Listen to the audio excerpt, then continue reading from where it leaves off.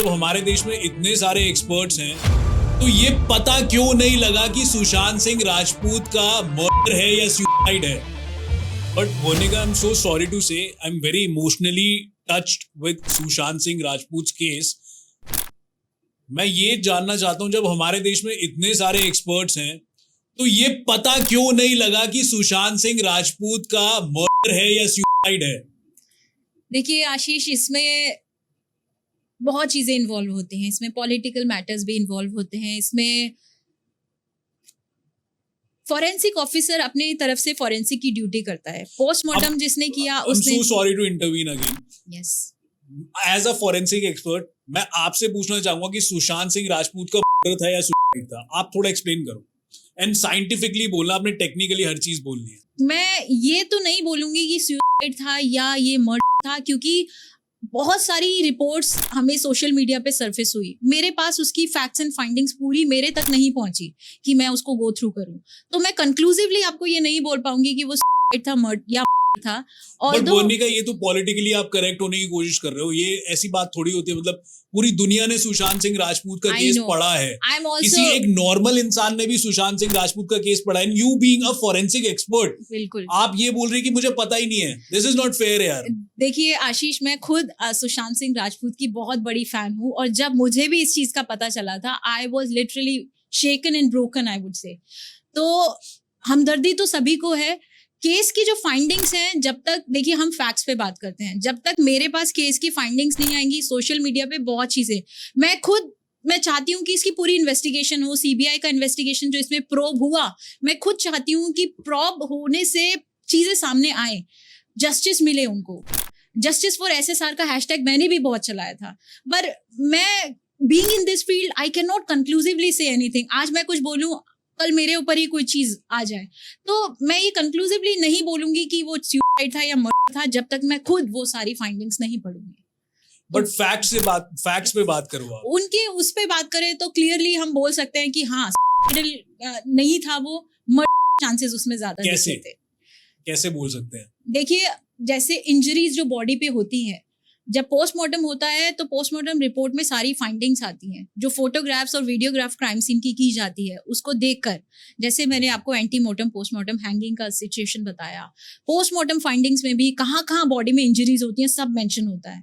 वो सारी फाइंडिंग्स देख के एक इंसान इतना बता सकता है, जो इंसान इस फील्ड में इतने टाइम से काम कर रहा हो, कि ये मर्डर है या सुसाइड है। पर हाँ, कोई कुछ बोलेगा नहीं, क्योंकि एवरीबॉडी इज अवेयर कि पॉलिटिकल मुद्दा भी इसमें इन्वॉल्व है। अगर दिल से पूछेंगे तो बहुत चीजें ऐसी हैं जो हम दिल से बोलेंगे तो हम बोलेंगे हाँ मर्डर है और इसमें इन्वेस्टिगेशन होना चाहिए। देखिए, अब तो आपके बोलने से भी कुछ फर्क नहीं पड़ेगा, कुछ नहीं होगा। बट मैं चाहता हूं कि आप एज अ फॉरेंसिक एक्सपर्ट ये चीज क्लियर करो ना कि ये कैसे मर्डर है, कैसे सुसाइड नहीं है। देखिए, मैं आपको आशीष एक चीज और क्लियर करना चाहूंगी। एज ए फॉरेंसिक ऑफिसर हमारा ड्यूटी जो होता है, हमारा जॉब जो होता है, वो सिर्फ फॉरेंसिक एविडेंसेस को इन्वेस्टिगेट और एग्जामिन करना होता है। केस की इन्वेस्टिगेशन करना हमारा काम नहीं होता है। ये भी एक मिथ है जो मैं आज क्लियर करना चाहूंगी।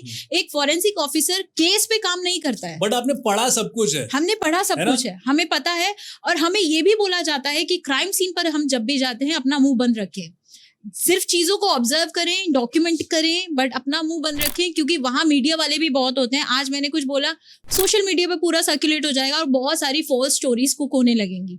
तो हमेशा एक फॉरेंसिक ऑफिसर को सिर्फ ऑब्जर्व करना चाहिए। केस का काम इन्वेस्टिगेटिंग ऑफिसर का होता है, हमारा नहीं होता है। हम पूरी तरह से अपनी तरफ से कोशिश करते हैं कि हम एविडेंसेस को अच्छे से कलेक्ट करें, एग्जामिनेशन अच्छे से करें, ताकि जो भी रिजल्ट्स और फाइंडिंग्स आ रही हैं वो प्रॉपर हो। उसके अलावा इन्वेस्टिगेशन का काम होता है आईओ का, इन्वेस्टिगेशन ऑफिसर का, तो वो उनका जॉब है। बट हाँ, अगर वो हमें इंसिस्ट करते हैं कि हम उनकी केस में हेल्प करें, वो हम जरूर करते हैं। जैसे कि सोशल मीडिया पे बहुत चीजें आती हैं, तो मैंने उसके थ्रू ये भी सुना है, उसकी कुछ फाइंडिंग्स थी जिसमें ये था कि राइट साइड पे, उनके नेक पे जो लिगेचर मार्क्स थे वो राइट साइड में बहुत प्रोमिनेंट थे। जबकि अगर कोई लिगेचर मार्क्स क्या होते हैं? जो रोप हम यूज करते हैं, रस्सी, कोई भी आप चीज यूज कर रहे हैं, कपड़ा यूज कर रहे हैं, तो उसके जो मार्क्स यहाँ बनते हैं उनको हम लिगेचर मार्क्स बोलते हैं। लिगेचर मार्क्स उनके राइट साइड पे बहुत ही प्रोमिनेंटली विजिबल थे और पीछे इतने नहीं थे। जबकि अगर आप इस तरीके से करते हैं, या तो आपके, अगर आप खुद को हैंग कर रहे हैं, या तो आपके इस साइड पे बहुत ही प्रोमिनेंटली विजिबल होने चाहिए, या आपका पीछे तो यहाँ पर जनरली क्योंकि आपकी पूरी बॉडी का भार जो है वो यहाँ पर होता है जब आप खुद को हैंग करते हैं, तो यहाँ पर बहुत प्रोमिनेंटली, बट राइट साइड में प्रोमिनेंटली उनके वो दिखना, ये थोड़ा सा मुझे मतलब थोड़ा सस्पिशियस लगा। और बहुत सारी फाइंडिंग्स ऐसी भी आई जिसमें ऐसा लगा कि सुसाइड है या होमिसाइडल है, बट इतना कंफर्म है कि जो डेथ है वो एस्फिक्सिया के थ्रू ही है। एस्फिक्सिया मतलब लैक ऑफ ऑक्सीजन। जब भी हमारी बॉडी में लैक ऑफ ऑक्सीजन होता है उसकी वजह से जो डेथ हो जाती है, उनकी एस्फिक्सिया की वजह से डेथ हुई। हैंगिंग थी इसीलिए एस्फिक्सिया, कोई खुद को हैंग कर रहा है तो ऑक्सीजन की कमी होगी, तो एस्फिक्शियल डेथ थी, दैट इज कंफर्म। बट है या वो है, वो प्रॉपर फाइंडिंग्स मेरे पास अभी तक आई कैन नॉट से। बट ये कैसे पता करेंगे कि किसी ने उसका गला दबाया पहले जी, उसको मार दिया जी, और फिर उसको लटका दिया? जी।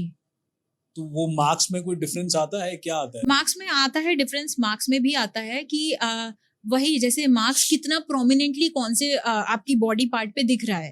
दूसरा, आप नॉट जब लगाते हैं, जब इंसान खुद एक नॉट लगाता है वो एक डिफरेंट नॉट होगी, और अगर कोई मारने के बाद आपको नॉट लगा रहा है उसमें भी आपका पैटर्न थोड़ा डिफरेंट होगा। अब देखिए, अगर कोई खुद को बचा रहा है, कोई जिंदा है वो बचा रहा है या खुद कर रहा है, तो वो कोशिश करता है, हर इंसान की टेंडेंसी होती है, अगर वो मर भी रहा है तो खुद को बचाने की कोशिश करता है। तो उनके जो नेल्स होते हैं, नेल्स में भी आपको स्किन सेल्स मिलते हैं, खुद को डिफेंस कर रहा है या फिर जिंदा है कोई और उनको टांग रहा है तो भी वो डिफेंस करेंगे। तो हमारे जो फिंगर टिप्स के नेल्स होते हैं इसमें स्किन के डेड सेल्स आ जाते हैं। इनकेस उसके हाथ बांध दिए और फिर उसको गला दबाया जा रहा है, फिर हाथ में नहीं आएंगे, फिर और आपकी डिफेंस मैकेनिज्म दिखेंगे। आपने पैर बहुत चलाया होगा तो हो सकता है पैरों की वजह से कुछ आपका हो, हम फुट के भी चेक करेंगे, आपके स्किन सेल्स वहां मिल जाए, या बहुत सारे ऐसे साइन सिम्टम्स होते हैं जो डिफेंस के लिए यूज किए जाते हैं, तो वो हम उसमें चेक करते हैं। और दूसरा मैं आपको ऑलरेडी अभी डिस्कस हम वही कर रहे थे कि एंटीमोर्टम है या पोस्टमोर्टम है, वो तो इंसान की सिचुएशन देख के भी पता चल जाता है, क्योंकि बॉडी फ्लूइड्स आपको जरूर मिलेंगे अगर वो एंटीमोर्टम हैंगिंग है तो।